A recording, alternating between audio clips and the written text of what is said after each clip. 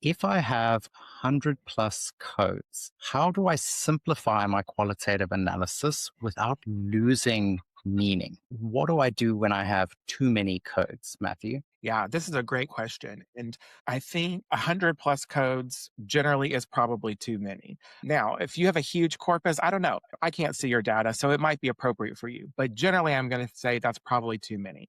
So here's how I want you to think about that.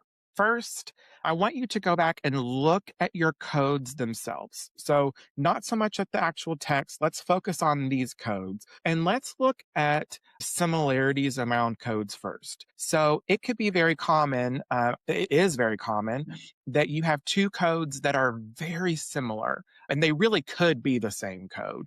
But because it was 5 days between when you wrote the first code versus the second code, you get kind of lost in that. So I always tell my clients to do sort of a second sweep where we're just looking at the codes and making sure, does this really say what I want it to say? Also, check for things like plurality. So you might have customer, customers as two different codes, but really that's the same code, right?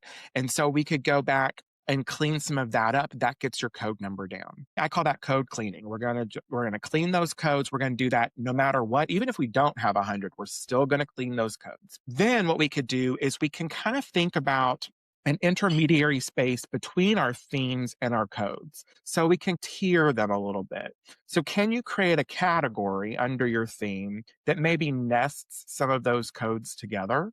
And then what you do when you go to do your writing, that category is really the code that you write about. And those other little subcategories, those other codes become sort of the nuance that you write about when you go to put it in. So you don't lose that nuance, you just maybe don't name it, right? So our big theme might be elementary school teachers, and then our code might be they're tired, they're hungry, they don't have enough planning time.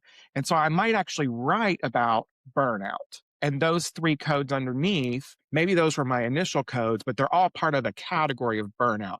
And that's where I get my nuance. The other thing that I will add is it is possible as well that you have codes that are not adding to your answering your research question. It's very common. We get caught up in the coding process, and it's nice to see all of those ideas that come out. But if they don't relate back to your research question, don't necessarily throw them away, but just mark them as unnecessary for this project. You can always come back and analyze that in a different way. But just remember, not everything has to be coded. Not everything someone says in an interview is going to be addressing your research questions.